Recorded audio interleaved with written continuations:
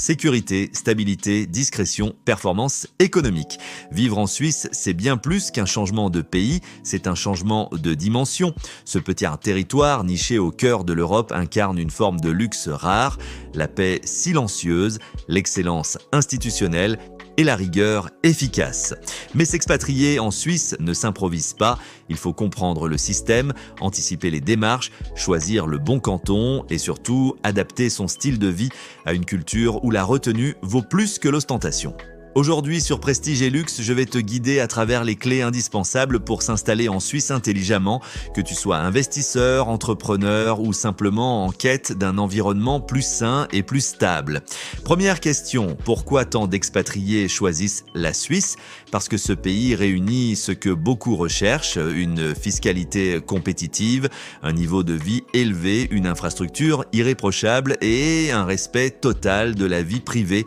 Mais attention, vivre en Suisse, ce n'est pas vivre dans l'excès. Ici, le luxe est discret, presque invisible. On préfère la précision à la démonstration. Le calme à la flamboyance, ce n'est pas un lieu pour briller, mais pour respirer. Pour s'expatrier, il faut d'abord un permis de séjour. Le plus courant est le permis B, destiné aux résidents temporaires. Il peut être accordé aux ressortissants européens qui viennent vivre ou travailler. Pour les non-européens, c'est plus sélectif. Il faut prouver un intérêt économique fort ou disposer de ressources suffisantes. Ensuite, il faut choisir le bon canton et là, tout change. Chaque canton suisse applique ses propres taux d'imposition. Certains comme Zug, Schwyz ou Nidwald sont connus pour leur fiscalité allégée. C'est ce qui attire de nombreux entrepreneurs et investisseurs internationaux. Mais attention, les cantons les plus attractifs fiscalement ne sont pas toujours les plus simples administrativement. Il faut étudier en détail les conditions, les délais, les exigences locales. Pour ceux qui ne travaillent pas en Suisse mais souhaitent y résider, il existe le forfait fiscal. Ce système permet de négocier une imposition basée non pas sur les revenus mondiaux, mais sur le train de vie local. C'est légal, transparent et particulièrement prisé par les grandes fortunes. Une fois installé, il faut s'adapter. La Suisse est un pays d'ordre, de précision, de ponctualité. Ici, le silence est une forme de respect. On attend de toi une rigueur, une politesse, un comportement sobre.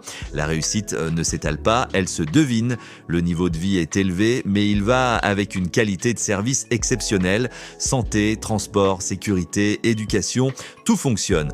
Et c'est ce qui séduit les expatriés exigeants.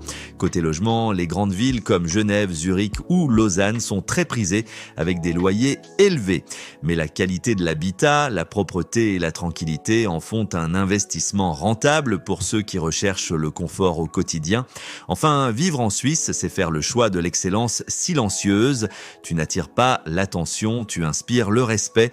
Tu vis dans un écosystème pensé pour durer où les règles sont claires, où la parole vaut engagement et où l'argent circule avec fluidité et prudence. Merci d'avoir suivi cette vidéo sur Prestige et Luxe. Si tu veux continuer à découvrir les meilleures destinations pour vivre, investir ou t'élever, abonne-toi.